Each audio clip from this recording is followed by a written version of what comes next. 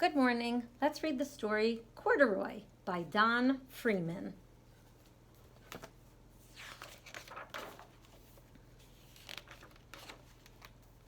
Corduroy, story and pictures by Don Freeman. Corduroy is a bear who once lived in the toy department of a big store. Day after day, he waited with all the other animals and dolls for somebody to come along and take him home. The store was always filled with shoppers buying all sorts of things, but no one ever seemed to want a small bear in green overalls. Then one morning, a little girl stopped and looked straight into Corduroy's bright eyes. "Oh, Mommy," she said, "look, there's the very bear I've always wanted." "Not today, dear," her mother sighed. "I've spent too much money already. Besides, he doesn't look new. He's lost the button to one of his shoulder straps." See the missing button?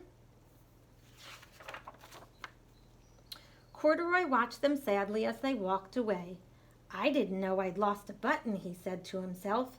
"Tonight I'll go see if I can find it." Late that evening, when all the shoppers had gone and the doors were shut and locked, Corduroy climbed carefully down from his shelf and began searching everywhere on the floor for his lost button. Suddenly, he felt the floor moving under him. Quite by accident, he had stepped onto an escalator, and up he went. Could this be a mountain, he wondered? "I think I've always wanted to climb a mountain." Have you ever climbed a mountain? We have mountains here in Washington. He stepped off the escalator as it reached the next floor, and there before his eyes was an amazing sight. Tables and chairs and lamps and sofas and rows of beds. "This must be a palace," Corduroy gasped. "I guess I've always wanted to live in a palace." He wandered around admiring the furniture. "This must be a bed. I've always wanted to sleep in a bed." And up he crawled onto a large, thick mattress. All at once he saw something small and round. "Why, here's my button," he cried, and he tried to pick it up. But like all the other buttons on the mattress, it was tied down tight. He yanked and pulled with both paws until pop! Off came the button, and off the mattress Corduroy toppled. Bang! Into a tall floor lamp. Over it went with a crash. I hope Corduroy is okay. Corduroy didn't know it, but there was someone else awake in the store. The night watchman was going his rounds on the floor above. When he heard the crash, he came dashing down the escalator. "Now, who in the world did that?" he exclaimed. "Somebody must be hiding in here." He flashed his light under and over sofas and beds until he came to the biggest bed of all, and there he saw two fuzzy brown ears sticking straight up from under the cover. "Hello," he said. "How did you get upstairs?" Let's see if Corduroy talks to the watchman. The watchman tucked Corduroy under his arm and carried him down the escalator and set him on the shelf in the toy department with the other animals and dolls. Corduroy was just waking up when the first customers came into the store in the morning, and there, looking at him with a wide, warm smile, was the same little girl he'd seen only the day before. "I'm Lisa," she said, "and you're going to be my very own bear. Last night I counted what I've saved in my piggy bank, and my mother said I could bring you home." "Shall I put him in a box for you?" the sales lady asked.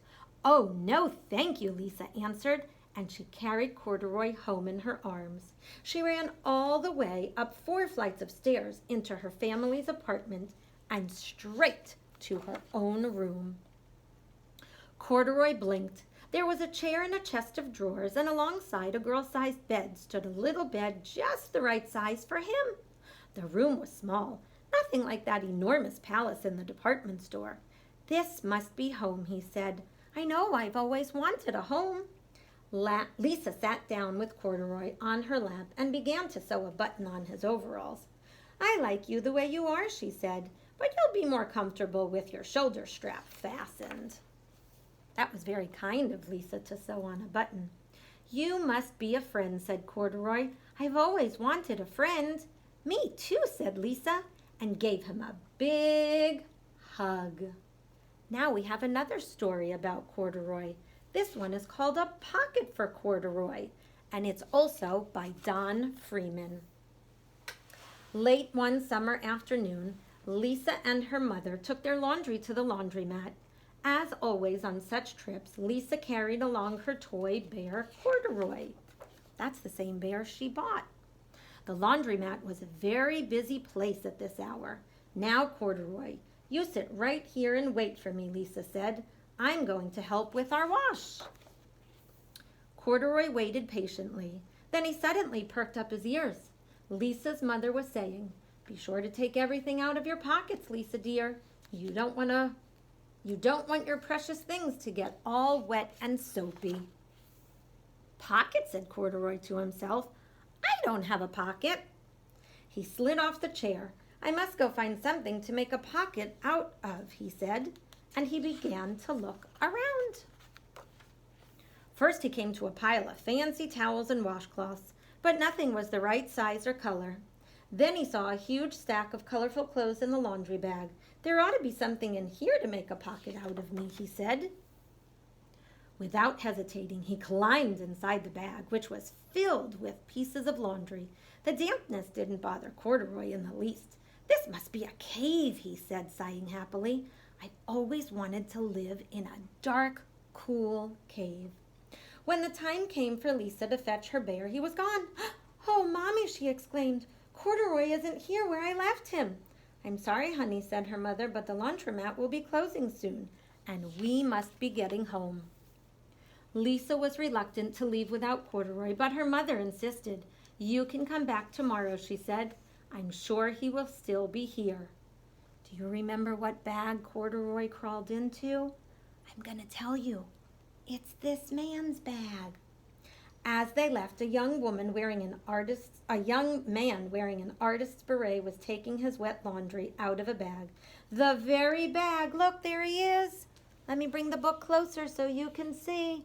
There's Corduroy. The very bag Corduroy had discovered. Before he knew it, Corduroy was being tossed together with all of the sheets, shirts, shorts, and slacks inside the dryer. But just as the artist was shutting the glass door, Corduroy tumbled out onto the floor. "How in the thunder did that bear ever get mixed up with all my things?" the artist wondered. Poor Corduroy was damp all over. "The least I can do for him is give his overalls a good drying," said the man thoughtfully. That's very nice of the man to dry his overalls. He unbuttoned Corduroy's shoulder straps and put his overalls in the dryer. Corduroy grew dizzy as he watched the clothes spinning around, but the artist became inspired. "This would make a wonderful painting," he said as he took a sketch pad out of his pocket and began drawing the swirling colors. "I can hardly wait to get back to my studio." Finally, the dryer stopped whirling and the man gathered up the clothes. Then he helped Corduroy put on his warm, dry overalls. All at once, the manager of the laundromat called, "Closing time! Everybody out!" Corduroy was gently placed on top of a washing machine. "I wonder who that bear belongs to," said the artist as he was leaving. "Seems to me he should have his name someplace. He's too fine a fellow to be lost." As soon as the lights were turned off, Corduroy began his search again. He was surprised to see something white glowing in the dark. "Maybe it's snow," he said cheerfully. "I've always wanted to play in the snow." Have you ever played in the snow? I have. It's a lot of fun. He accidentally tipped over the open-lidded box, and suddenly he was covered with soft, slippery soap flakes. Gradually, Corduroy began to slip and slide. "Oh, what fun," he said with a smile. "I've always wanted to ski down a steep mountainside." He landed paws first in an empty laundry basket. "This must be a cage," he said, peeking through the bars. "I've never wanted to be inside a cage like a bear in the zoo." But by now, Corduroy felt drowsy, and soon he nodded off to sleep. Next morning, when the manager came to open the door of the laundromat, there was Lisa waiting. "I left something here yesterday," she explained. "May I look around?" "Certainly," said the manager. "My customers are always leaving things." Lisa was searching under the chairs and in back of the washing machines when she heard the manager call her. "Is this what you're looking for?" I'm going to bring the book closer so you can see. The manager is pointing to Corduroy. Remember, Corduroy fell asleep. "Yes, yes, he's my best friend," shouted Lisa as she came running. She reached in and picked Corduroy out of the basket. "So this is where you've been, you little rascal," she said. "It's time I took you home." Lisa thanked the manager and ran out the door and down the street, holding Corduroy tightly in her arms. "I thought I told you to wait for me," she said. "Why did you wander away?" "I went looking for a pocket," Corduroy said. "Oh, Corduroy, why didn't you just tell me you wanted a pocket?" asked Lisa, giving him an affectionate squeeze. Do you think that Lisa might get Corduroy a pocket? Let's find out. That very morning, Lisa sewed a pocket on Corduroy's overalls. "And here is a card I've made for you with your name on it for you to keep tucked inside," she said. "I've always wanted a purple pocket with my name tucked inside," said Corduroy, as he and Lisa nuzzled noses. And that's the end of the 2 Corduroy stories by Don Freeman. Thanks for listening.